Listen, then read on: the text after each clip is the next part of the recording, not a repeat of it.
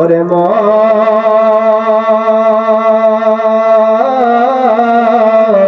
কার লাগিয়া কান্দ দিবারাতি ওরে কার লাগিয়া কান্দ দিবারাতি ভেবে দেখো কেউ হবে না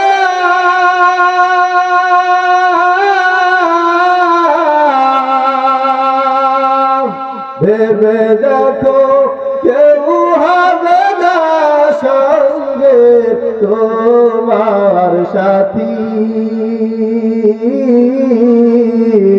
কার লাগিয়া কান্দ দিবারাতি রে দুনিয়ার মানুষ একবার চিন্তা কইরা দেখো যেই মানুষদের মহব্বত আর ভালোবাসার জন্য তুমি আল্লাহকে ভুললা কাল কিয়ামতের ময়দানে ওই মানুষগুলাই তোমার সঙ্গের সাথী হবে না। ও দোস্ত আমার, আল্লাহ পাক রব্বুল আলামিনের পয়গম্বর বলে দুনিয়ার মধ্য থেকে আমরা একজন অপরজন বন্ধুর জন্য কত মায়া কান্না করি। বন্ধু যদি ব্যথা পায়, এমন মানুষ আছে বন্ধুর ব্যথায় ব্যথিত হয়। ও বন্ধু আমার, যত রঙের বন্ধুই দেখো না কেন, যখনই যদি আমি তুমি মৃত্যুবরণ করি, ওই বন্ধু আমার আফসোসের জন্য কান্না করবে, বুক ভাসায়া ফেলবে, তারপরে ওই বন্ধু স্বীকার করবে না তোমার কবরের সঙ্গের সাথী হব। যেই স্ত্রীর সঙ্গে এত সংসার করলা, রাত্রে বেলা এক বিছানায় শুইলা, এক প্লেটে খাবার খাইলা, ওই স্ত্রীটাও শুধু কান্না করবে, স্বামীর জন্য কান্না করবে, অথবা স্বামী স্ত্রীর জন্য কান্না করবে, এরপরেও স্বীকার করবে না আমি আমার স্ত্রীর সঙ্গে আমি কবর ঘরের সঙ্গী হব। চিন্তা কইরা দেখো, দুনিয়ার মায়া আর মহব্বত এটা হলো কেবলমাত্র জান্নাতে যাবার একটা বাধা। এই মায়া আর মহব্বত যেই ব্যক্তি ত্যাগ করিয়া একমাত্র আল্লাহর স্মরণকে দিলের মধ্যে চাপাইতে পারবে, আল্লাহ পাক রব্বুল আলামিন ওয়াদা করে, আমি ওই ব্যক্তিকেই মরার পর, যেই ব্যক্তি দুনিয়াতে সব খাহেশাত কুরবানি করেছে, আমি আল্লাহর জন্য ওয়াদা করলাম আমিও ওই বান্দাকে মরার পরপরই জান্নাতের সাথে যোগাযোগ করা দিব। ইন্নাল হামদুলিল্লাহ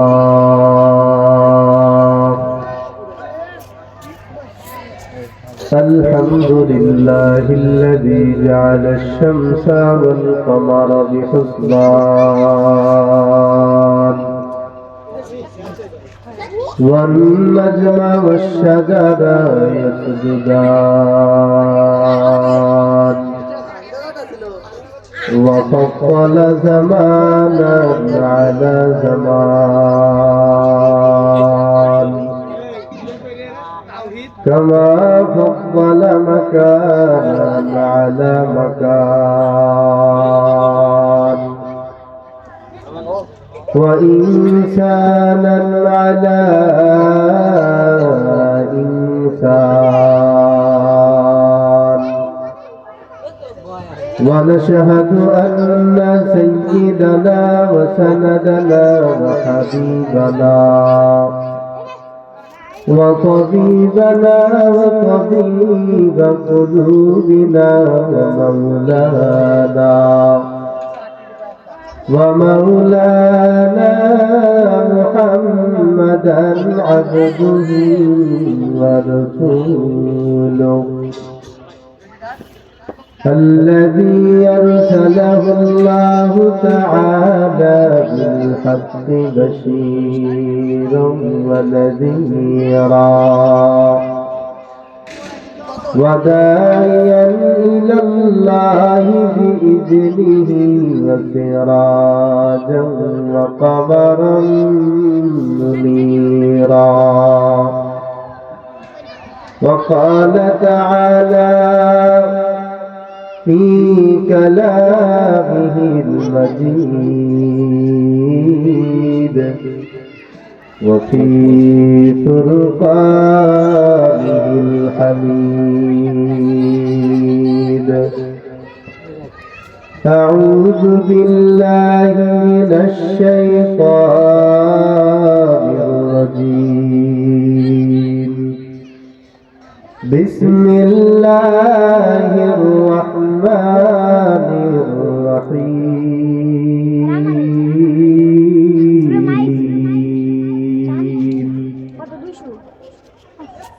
منها خلقناكم وفيها نعيدكم ومنها نخرجكم تارة أخرى. صدق الله مولانا العظيم وصدق رسوله النبي الكريم ونحن على ذلك من الشاهدين والشاكرين والحمد لله رب العالمين.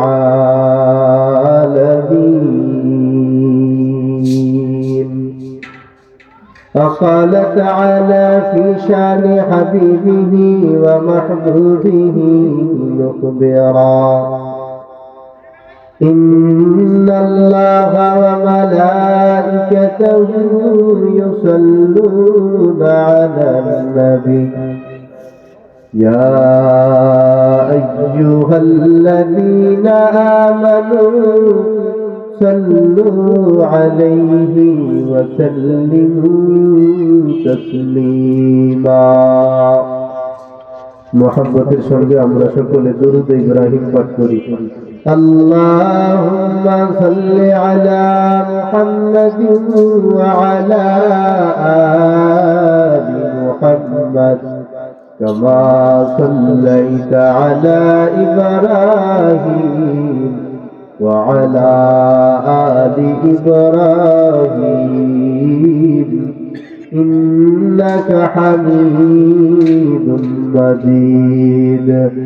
اللهم بارك على محمد وعلى آل محمد كما باركت على إبراهيم وعلى آل إبراهيم إنك حميد مجيد. رب زدني علما رب زدني علما رب زدني علما. قال رب اشرح لي صدري ويسر لي أمري واحلل عقدة من لساني يفقه قولي. الحمد لمن قدر خيرا وقبلا الحمد لمن قدر خيرا وقبلا وشكر لمن صور حسنا وجمالا وشكر لمن صور حسنا وجمالا.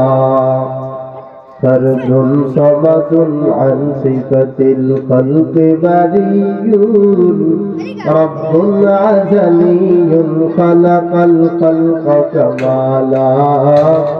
رب عزلي خلق الخلق كمالا. لا إله إلا الله لا إله إلا الله لا إله إلا الله لا إله إلا الله لا إله ইল্লাল্লাহ। হাতে করে হাতের কাম, পায়ে করে পায়ের কাম। মুমিন মুসলমান মহাব্বতের সাথে, মুমিন মুসলমান মহাব্বতের সাথে ডাকো তোমার মাওলার নাম, লা ইলাহা ইল্লাল্লাহ, লা ইলাহা ইল্লাল্লাহ, লা ইলাহা ইল্লাল্লাহ মুহাম্মাদুর রাসূলুল্লাহ সাল্লাল্লাহু আলাইহি ওয়াসাল্লাম। আলহামদুলিল্লাহ, হাসান কান্দি নুরানি হাফেজিয়া কওমি মাদ্রাসার উদ্যোগে আয়োজিত বাৎসরিক 11তম বার্ষিক ওয়াজ ও দোয়ার মাহফিলের আজকের মাহফিলের সম্মানিত সভাপতি, প্রধান অতিথি, আমন্ত্রিত হযরত উলামায়ে ইকরাম, আমার সামনে বসা অত্র এলাকার মুসল্লিয়ান ইকরাম, মাদ্রাসার আজিজ তালাবা, আল্লাহ পাকের দরবারে লাখো কোটি শুকরিয়া যে মহান রব্বুল আলামিন আমাকে আপনাকে ফিতনা ফাসাদের এই জামানায় দুনিয়ার সব রকমের পেরেশানি থেকে আল্লাহ পাক রব্বুল আলামিন আমাদেরকে মুক্ত করে জান্নাতের বাগানে বসে কিছু কোরআন এবং হাদিসের আলোকে কথা বলবার শুনবার তৌফিক যে মালিক দান করেছেন, সেই আল্লাহর দরবারে অন্তর স্থল থেকে শুকরিয়া জ্ঞাপন করে উচ্চ আওয়াজে বলি আলহামদুলিল্লাহ। আজকে দেখেন সামান্য একটা সামিয়ানা টানানো দেখা যাচ্ছে বটে।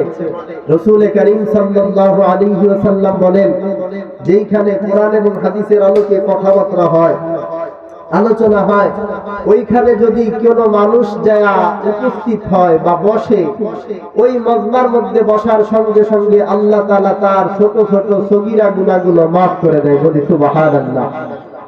কোন মানুষ কি এমন আছে বুকে হাত দিয়া বলতে পারবে আমি কোনোদিন গুনাহ করি নাই, আমার আমলনামায় কোনো গুনাহ নাই? ঘুমন্ত থেকে জাগ্রত হবার পর থেকে সূর্য অস্তমিত যাবার আগ পর্যন্ত, ফের আবার রাত্রে ঘুমাবার আগ পর্যন্ত আমরা অনবরত গুনাহ করতেই আছি। হয়তো বা কবিরা, নয়তো সগীরা, ছোট বড় সব রকমের গুনাহ আমার আপনার দ্বারা হচ্ছে। ও ভাই, একবার কি চিন্তা করে দেখেছি আমি গুনাহ করতে করতে চলছি, আমার যদি একটা সময় হবে, আমার সময় শেষ হয়ে যাবে, মালাকুল মউত উপস্থিত হয়ে যাবে, আল্লাহ পাক রব্বুল আলামিন আমাকে যেই মাটি দিয়া তৈরি করেছেন, আবার আল্লাহ পাক রব্বুল আলামিন আমাদেরকে ওই মাটির মধ্যেই নিয়ে নেবেন। আবার আল্লাহ পাক রব্বুল আলামিন কাল কিয়ামতের ময়দানে ওই মাটি থেকেই আল্লাহর কুদরতি ইশারায় আবার আমাদেরকে জীবিত হিসেবে কিয়ামতের ময়দানে জীবিতভাবে আবার দাঁড় করাবেন। এই চিন্তা যদি আমার আপনার মনের মধ্যে থাকতো, তাহলে আমরা কখনোই দুনিয়াবি আড্ডার মধ্যে লিপ্ত হতে পারতাম না। ঠিক কিনা বলেন? এজন্য আমার ভাইরা, আল্লাহ পাক রব্বুল আলামিন কালামে পাকের মধ্যে ইরশাদ করেন, আল্লাহ পাক রব্বুল আলামিন বলেন, মিনহা খালাকনাকুম ওয়া ফিহা নুঈদুকুম ওয়া মিনহা নুখরিজুকুম তারাতান উখরা। আল্লাহ পাক রব্বুল আলামিন জানায় দেয়, বান্দা, আমি আল্লাহ পাক রব্বুল আলামিন তোমাকে এই মাটি দিয়া তৈরি করেছি, আবার আমি আল্লাহ তাআলা তোমাদেরকে এই মাটির মধ্যে নিয়ে নিব, আবার কাল কিয়ামতের ময়দানে আমি আল্লাহ তাআলার কুদরতি ইশারায় এই মাটি থেকেই তোমাদেরকে বের করব। এ দুনিয়ার মানুষ, একবার মনকে প্রশ্ন করো রে মন, কি আমার গন্তব্য কোথায়? দুনিয়াতে আমি তো এক সময় ছিলাম না, আবার আল্লাহ কোনো না কোনো মাধ্যমে দুনিয়াতে আমাদেরকে পাঠাইল, আবার আমার গন্তব্যটা কোথায় হবে? এই চিন্তা যদি আমার দিলের মধ্যে থাকতো, তাহলে আমি কখনো আল্লাহর নাম স্মরণ ছাড়া থাকতে পারতাম না। ওরে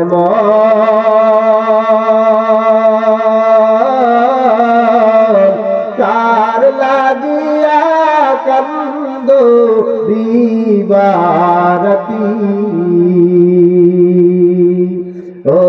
মন কার লাগিয়া কান্দো দিবারাতি ভেবে দেখো কেউ হবে না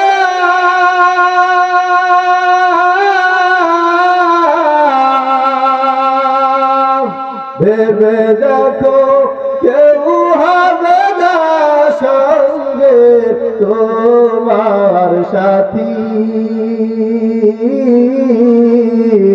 কার লাগিয়া কান্দো দিবারাতি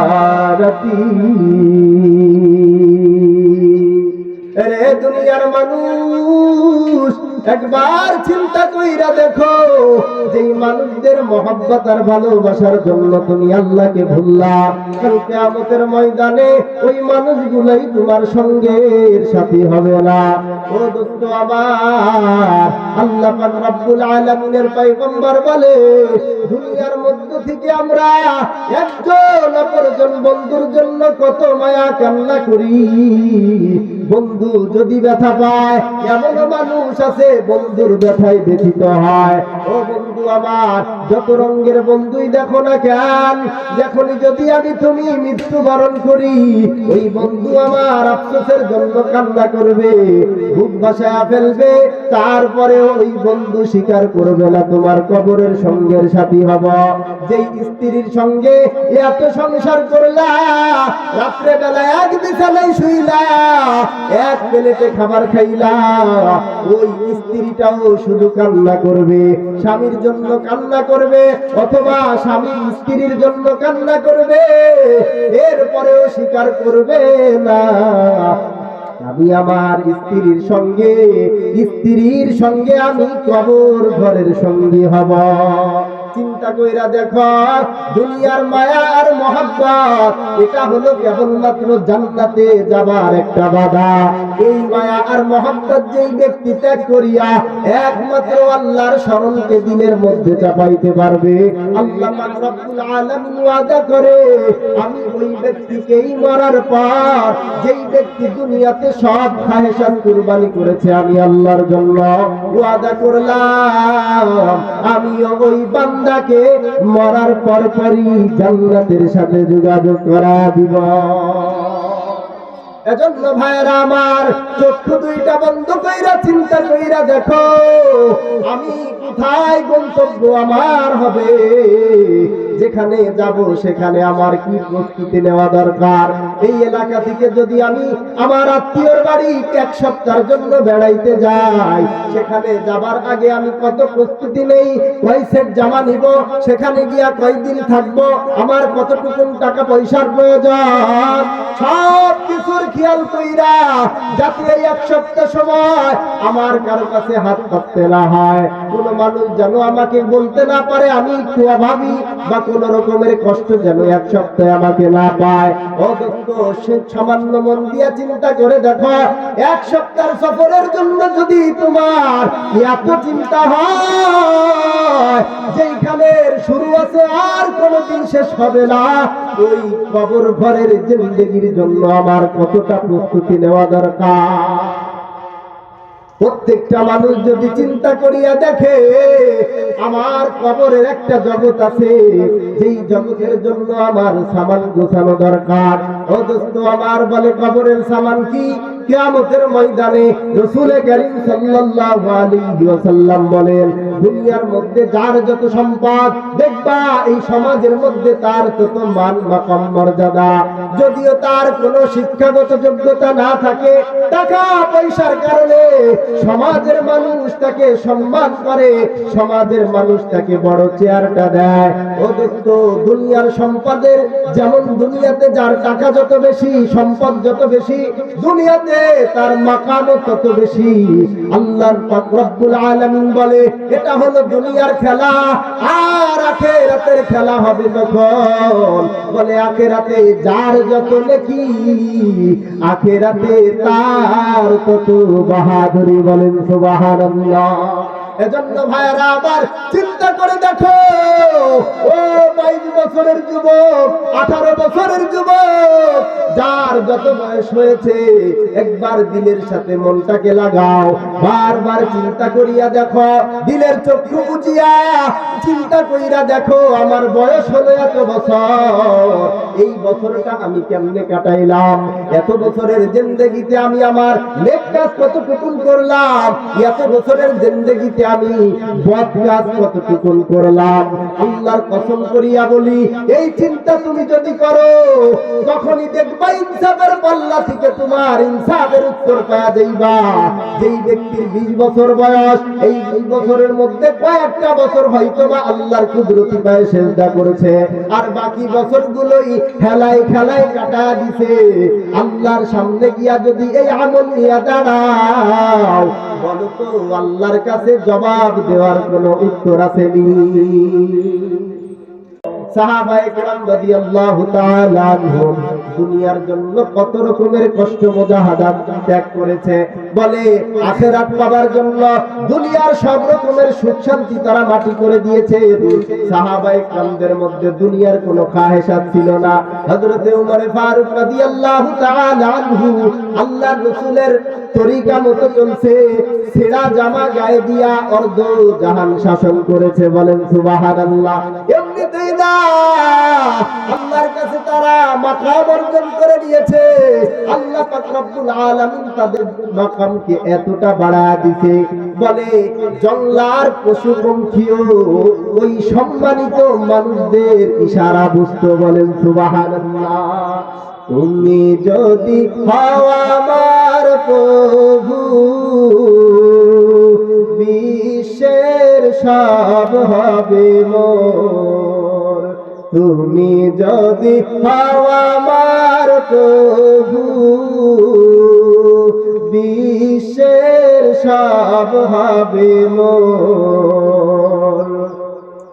আকাশ বাতাস মোরে মানিবে, চন্দ্রটা মোর কথা শুনিবে।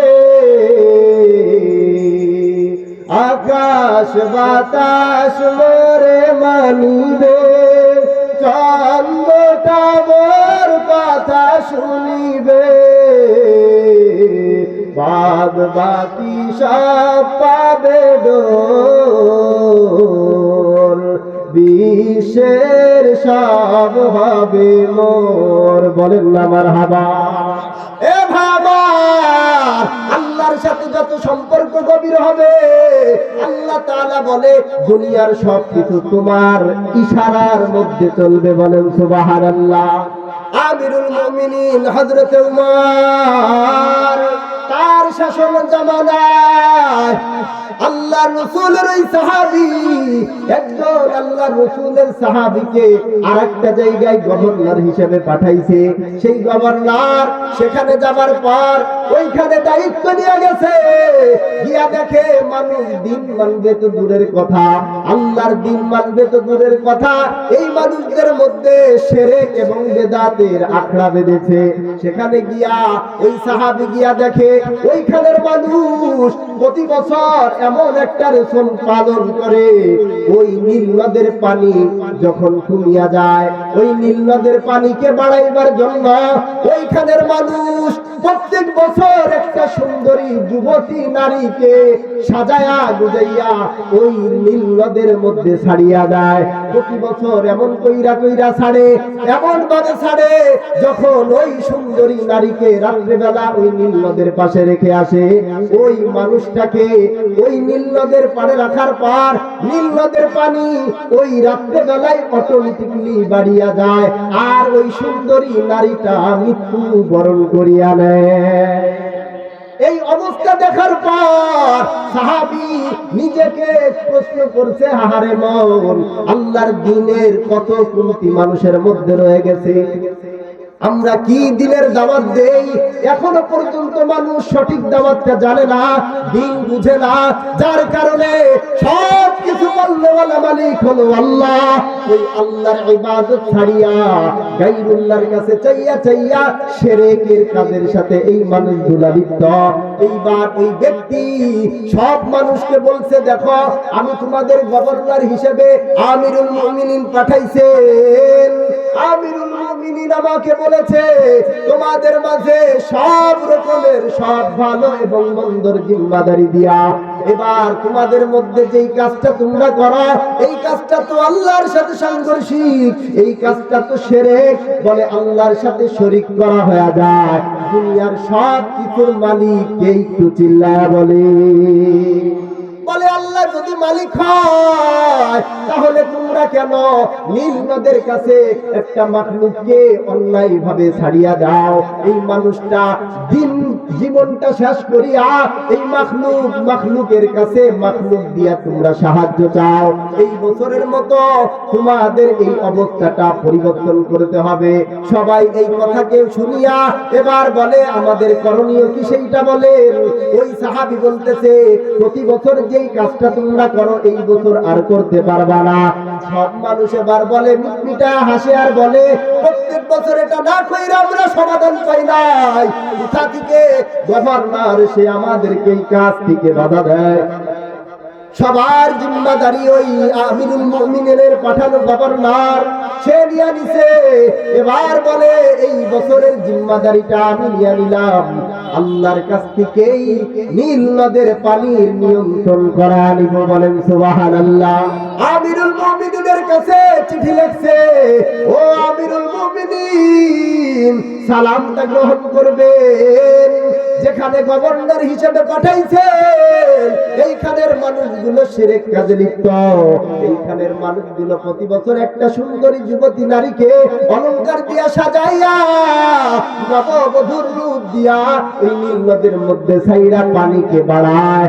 আমিরুল মুমিনিন খবর শোনার পর শিউরে উঠেছে। আমিরুল মুমিনিন ফের আবার পরের পৃষ্ঠায় আমিরুল মুমিনিন চিঠি লিখছে, গভর্নর চিঠি লিখছে আমিরুল মুমিনিন বরাবর। আমিরুল মুমিনিন নীল নদ বরাবর চিঠি লিখেছে। বলেন সুবহানাল্লাহ। আমরা চিঠি লিখি একজন আরেকজনের কাছে, কিন্তু আমিরুল মুমিনিন হযরত ওমর ফারুক রাদিয়াল্লাহু তাআলা আনহু একটু চিন্তা করে দেখবেন। আমিরুল মুমিনিন আমরা তো স্বাভাবিকভাবে জানি পানি কি কথা শুনবে, মাখলুক কি কথা শুনতে পারে, তাদের এসবের কোনো অর্জনই নাই। কিন্তু আমিরুল মুমিনিনের বিশ্বাস কতটা দৃঢ় ছিল দেখেন।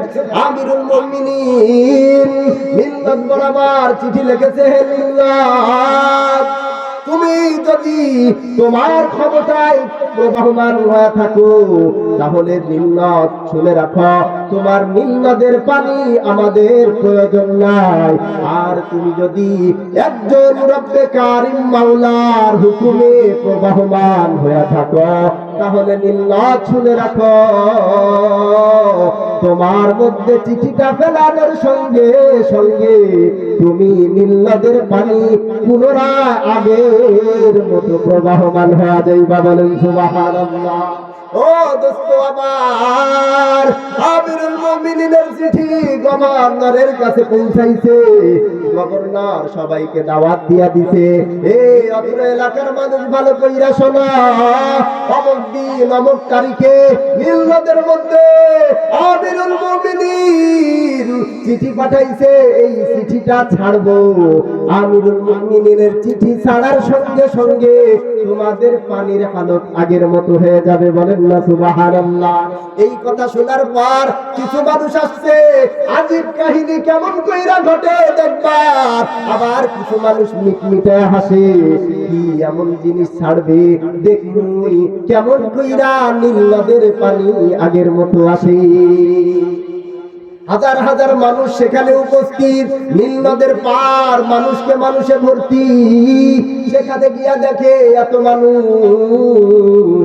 গভর্নর এই চিঠিটা পাবার পর বিসমিল্লাহ বলিয়া নীল নদের মধ্যে ছাড়ার সঙ্গে সঙ্গে নীল নদের পানি 30 থেকে 40 গজ উপরে চলে আসছে। দোস্ত আমার, তুমি যদি আল্লাহর হয়ে যাও, কসম খোদার দুনিয়ার সব মাখলুক তোমার হয়ে যাবে। বলেন সুবহানাল্লাহ। আল্লাহ পাক রব্বুল আলামিন আমাকে আপনাকে এত মাকাম দিয়েছেন, বলে এই মাকামটা আরো সুন্দর হবে কেমনে? যদি কেউ আল্লাহর হুকুমকে পরিপূর্ণ মাইনা নেয়, আর যদি রাসূলের আদর্শ মতো নিজেকে চালাইতে পারে, আল্লাহ পাক রব্বুল আলামিন বলেন ওই ব্যক্তির গোটা জিন্দেগীর জিম্মাদারি আমার মালিক নিয়ে নিলাম। কোনো টেনশন নাই, কোনো টেনশন নাই। আল্লাহ পাক রব্বুল আলামিন তোমার আমার জিম্মাদারি যদি নিয়ে নেয়, ও দোস্ত আমার একটু ভালো কইরা মনোযোগ দিবেন। দুনিয়ার কোন বাদশা অথবা ক্ষমতাবান কেউ যদি আমার আপনার একজন অসহায় মানুষের জিম্মাদারি নেয়, দিনের মধ্যে কতটা ইত্মিনান জমে। আহারে অমুক ব্যক্তি অমুক ক্ষমতাওয়ালা আমার জিম্মাদারি নিছে, দেখবেন এই মানুষটা ওই মানুষের জিম্মাদারিতে যাবার কারণে কেমন জানি তার মনে বল একটু বাড়িয়া যায়। তার সাথে কথা বলতে গেলেও তার একটা কথার টনই আলাদা। দুনিয়ার মাখলুকের আশ্বাস পাওয়ার পর তোমার অবস্থা যদি এত পরিবর্তন হয়, একবার চিন্তা কইরা দেখো, গোটা কায়নাতের জগতের মালিক আমার আল্লাহ, ওই মালিক যদি আমার আপনার জিম্মাদারি নেয়, আর কোনো টেনশনের কারণ নাই, ঠিক কিনা বলি? এজন্য আমার ভাইরা সবাইকে কথাই বলতে চাই, নিজেকে কোরআন এবং হাদিস দিয়া সাজাও। বলে কেমনে সাজাইবা? তোমার সন্তানটা যদি ছোট থাকে, বা তোমার অবস্থা যদি এখনো শিক্ষা গ্রহণ করার মতো থাকে, বলে মৃত্যুর আগ পর্যন্ত প্রত্যেকটা মানুষ শিক্ষা গ্রহণ করতে পারে, ঠিক কিনা বলেন? সেই দিক তাকাইলেই দেখা যায় এই অত্র এলাকার মধ্যে জান্নাতি বাগিচা, এই মাদ্রাসা আপনার না হয় আপনার ভাই অথবা এলাকার কত সন্তান এই মাদ্রাসার মধ্যে পড়ে, কোরআন এবং হাদিস শিখে। বলে যেই সন্তান কোরআনে হাফেজ হয়, কাল কিয়ামতের ময়দানে ওই হাফেজের কত শক্তি থাকবে জানো? বলে একজন কোরআনে হাফেজকে আল্লাহর পক্ষ থেকে অর্ডার দেওয়া হবে, অর্ডার, এই কোরআনের হাফেজ দেখো তোমার আত্মীয়র মধ্যে, তোমার স্বজনদের মধ্যে কোন মানুষটা জাহান্নামে যাবার জন্য কনফার্ম হয়ে গেছে, এমন এমন জাহান্নামী 10 জন মানুষকে তুমি জান্নাতে নিয়ে যাও। বলেন সুবহানাল্লাহ। ও ভাইরা আমার, নিজে যদি আলেম হইতে পারি, নিজে যদি কোরআনে হাফেজ হইতে পারি, কতই না সৌভাগ্যবান। আমি হইতে পারি নাই, আমার সন্তানকে বানাবো। বলে আমি আর সন্তান হইতে পারে নাই, আমি আমার ভাইকে বানাবো। বলে আমার গোষ্ঠীতে কেউ নাই, এলাকার মধ্যে দেখো কোন মানুষটার সন্তান অসহায়, ওই মানুষটাকে গিয়া তুমি বলো, ও ভাই তোমার খরচ যত আছে দিয়া দিব, তারপরেও কোরআনটা শিখো। বলেন সুবহানাল্লাহ। দোস্ত আমার, কোরআনের কত বড় বরকত জানো? বলে একজন ব্যক্তি কোরআনকে মহব্বত করতে করতে যদি জীবনটাকে শেষ করতে পারে, আল্লাহ পাক রব্বুল আলামিন বলে কাল কিয়ামতের ময়দানে ওই ব্যক্তিকে ওই কোরআন শাফাআত করে জান্নাতে পৌঁছায় দিবে। সুবহানাল্লাহ। এজন্য আমার ভাইরা ছোট্ট একটা আমল বলে দেই। হযরতে আবু যার গিফারি রাদিয়াল্লাহু তাআলা আনহু এমন একজন জলিল কাদের সাহাবী, বলে দুনিয়ার মধ্যে 10 জন জান্নাতি সার্টিফিকেট প্রাপ্ত সাহাবীদের মধ্যে একজন আবু যার গিফারি। ও দোস্ত আমার, কে এত মাকাম ওয়ালা সাহাবী, হযরতে জিবরিল আমিন মুহাম্মদুর রাসূলুল্লাহর কাছে ওহী নিয়ে আসছে। আসার পরে পয়গম্বরের সাথে কথোপকথন চলছে, এমন অবস্থায় জিবরিল আমিনের নজরে দেখছে অনেক দূর দিয়া চাদর মুড়ি দিয়া আবু যার গিফারি রাদিয়াল্লাহু তাআলা আনহু যায়। এবার পয়গম্বরকে জিজ্ঞেস করে, পয়গম্বর ওই যে আপনার জলিল কদর একজন সাহাবী যায়, ওই সাহাবীটাকে তো আমি চিনি। আল্লাহর নবী বলে, বলো তো দেখি ওই সাহাবীটার নাম কি? আল্লাহর রাসূলের প্রশ্ন পাইয়া জিবরিল আমিন বলে, এটা হলো আপনার সাহাবী হযরতে আবু যার গিফারি। বলেন না সুবহানাল্লাহ। আল্লাহর নবী বলে, ও ভাই জিবরিল, কেমনে তুমি আমার এই সাহাবীকে চিনো? বলে, ও পয়গম্বর, আপনার এই সাহাবীকে শুধু আমি চিনি না, আসমানের মধ্যে যত ফেরেশতা আছে, বলে সমস্ত ফেরেশতায় এই আবু যরের নামের গুণগান গায়।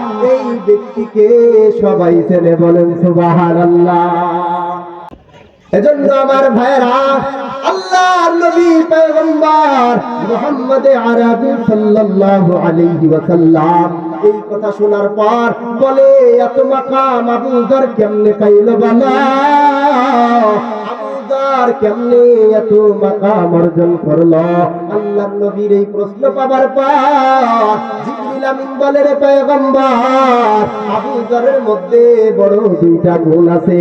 এক নম্বর গুণ হইল, আবু যর একা একা চলাফেরা করে, যখন চলে মনে মনে এই চিন্তা করে, রে দুনিয়ার মধ্যে যত মাখলুক আছে সব মাখলুকের চাইতে আমি আবু যর নিকৃষ্ট, আমার মতো আর কোন নিকৃষ্ট মাখলুক মনে হয় দুনিয়ায় নাই।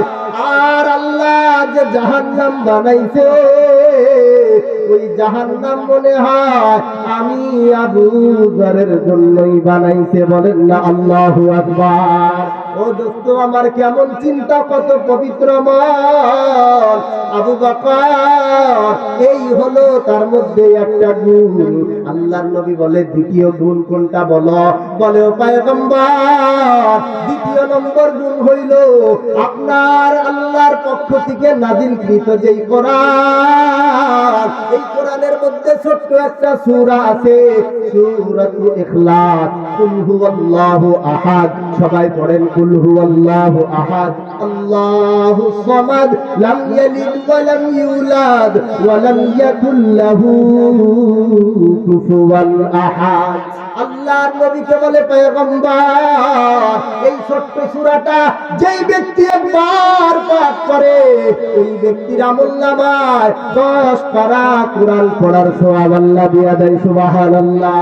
কেউ যদি 2 বার পড়ে, তার আমলনামায় 20 পারা কোরআনের সওয়াব দেওয়া হয়। কেউ যদি 3 বার পড়ে, পয়গম্বর, তার আমলনামায় 1 খতম কোরআন পড়ার সওয়াব দিয়ে দেওয়া হয়, সুবহানাল্লাহ। আল্লাহর নবী পয়গম্বর বলে, ও ভাই জিবরিল, এত সওয়াব এই ছোট্ট সূরার মধ্যে। আল্লাহর নবীর এই প্রশ্ন পাবার পর জিবরিল আমিন বলে, পয়গম্বর, আবু যরের আমলনামায় এত নেকি, বলে সব ফেরেশতারাও সেটা নির্ণয় করে পারে না, সুবহানাল্লাহ। তার আমলনামায় এই ছোট্ট সূরার এত আমল জমাইছে, উঠতে বসতে চলতে ফিরতে এই সূরা তেলাওয়াত করে। 10, 11, 12, 13, 14, 15 সব ছাড়িয়া আল্লাহর কোরআন ধরো ভাই ধরো, হায়রে সব ছাড়িয়া আল্লাহর কোরআন ধরো ভাই ধরো। ছোট্ট সূরা ইখলাসের ভাই 3 বার পড়িলে, এক খতম কোরআন পড়িবার সওয়াব তো নিলে। ছোট্ট সূরা ইখলাসের ভাই 3 বার পড়িলে, এক খতম কোরআন পড়িবার সওয়াব তো নিলে। আবু যর গিফারির মতো সূরাটি পড়ো, আবু যর গিফারির মতো সূরাটি পড়ো, সব ছাড়িয়া আল্লাহর কোরআন ধরো ভাই ধরো, বলেন না সুবহানাল্লাহ। সকাল বেলা সূরা ইয়াসিন কেউ তো পড়িলে, 10 খতম কোরআন পড়িবার সওয়াব তো নিলে। সকাল বেলা সূরা ইয়াসিন কেউ তো পড়িলে, সারা দিনের কর্ম কাজ বরকত নিলে। 10 খতমের সওয়াব হবে, পড়ো ভাই পড়ো। 10 খতমের সওয়াব হবে পড়ো ভাই পড়ো, সব ছাড়িয়া আল্লাহর কোরআন ধরো ভাই ধরো, হে রে সব ছাড়িয়া আল্লাহর কোরআন ধরো ভাই ধরো। 10, 11, 12, 13, 14, 15 সব ছাড়িয়া আল্লাহর কোরআন ধরো ভাই ধরো, বলেন না মারহাবা। এ ভাই আমার, কোরআন জানলে, কোরআন বুঝলে, কোরআন মানলে লস নাই, লস নাই। বলে দুনিয়াতে আল্লাহ মাকাম বাড়া দিবে, আর এই কোরআনের বরকতে বলে যেই ব্যক্তি যত কোরআনের আয়াত জানবে, কাল কিয়ামতের ময়দানে সেই ব্যক্তিকে আদেশ করা হবে কোরআন জানলেওয়ালা যতটুকু আয়াত জানো পড়া, যেখানে তোমার আয়াত পড়া শেষ হবে সেখানে গিয়া তুমি থেমে যাবা, বলেন সুবহানাল্লাহ। আল্লাহ তাআলা বলবে রে যত বিল্ডিং আছে বা এক একটা আয়াত পড়বা এক এক বিল্ডিং এ উঠবা, এক এক আয়াত পড়বা এক এক তলায় উঠবা, যত আয়াত তেলাওয়াত করবা আমলনামায় তোমার তত রকমের মাকাম বাড়া দেওয়া হবে, সুবহানাল্লাহ। এজন্য কোরআন জানলে আমাদের লস না লাভ, বলেন তো সবাই? অবশ্যই লাভ। এই কোরআন শিখতে হইলে আমার সেই কারিগরের জায়গায় যাইতে হবে। কেউ যদি ঘুমটা কুরন বানাইতে চায় লুহানিয়া কামারের ঘর পর্যন্ত যাইতে হবে, ঠিক কিনা বলেন? কেউ যদি জামা বানাইতে চায়, জামা বানাইতে হইলে বলে টেইলার্সের দোকান পর্যন্ত যাইতে হবে। ভাই আমার, দুনিয়ার প্রত্যেকটা সেক্টর ভিন্ন, প্রত্যেকটা কাজের পদ্ধতির সিস্টেম আলাদা। বলে দুনিয়ার মধ্যে যদি কেউ কোরআন পড়নেওয়ালা হইতে চায়, কোরআন জাননেওয়ালা হইতে চায়, তাহলে সেই রকমের কারখানায় যাওয়া দরকার আছে না নাই? সেই কারখানাই হলো এই হাসান কান্দি মাদ্রাসার এই এরকমের একটা জান্নাতি পরিবেশ, বলেন না আলহামদুলিল্লাহ। ভাই একটা সময় এমন ছিল সারা এলাকা বইরেও একটা শিক্ষা প্রতিষ্ঠান পাওয়া বড় কষ্টকর ছিল, ঠিক কিনা বলেন? কিন্তু দেখেন আপনাদের তৌফিক অনুযায়ী আল্লাহ তাআলা আপনাদের টাকাকে, পয়সাকে, সম্পদকে কত কবুল করেছে। এরকমের একটা জান্নাতি মজমা আপনারা বসাইতে পারছেন, আখিরাতের জন্য আপনাদের বড় একটা কামাই। বলে যে সম্পদ দিয়া এখানে আল্লাহর পক্ষ থেকে যার সম্পদ দেওয়ার তৌফিক হয়েছে, কিয়ামতের ময়দানে ওই সম্পদ আল্লাহর কাছে সুপারিশ করে তাকে জান্নাতে নিয়ে যাবে, সুবহানাল্লাহ। যেই ছাত্ররা কোরআন শিখতেছে, যেই মানুষের টাকার পয়সার ডাল ভাত খাইতেছে, আল্লাহর কসম ওই সন্তানরা যদি কিয়ামতের ময়দানে বড় আলেম হইতে পারে, কিয়ামতের ময়দানে যদি জান্নাতে যাবার পারে, এই মানুষগুলো আপনাকে আমাকে ছুঁয়া জান্নাতে যাবে না, বলেন সুবহানাল্লাহ।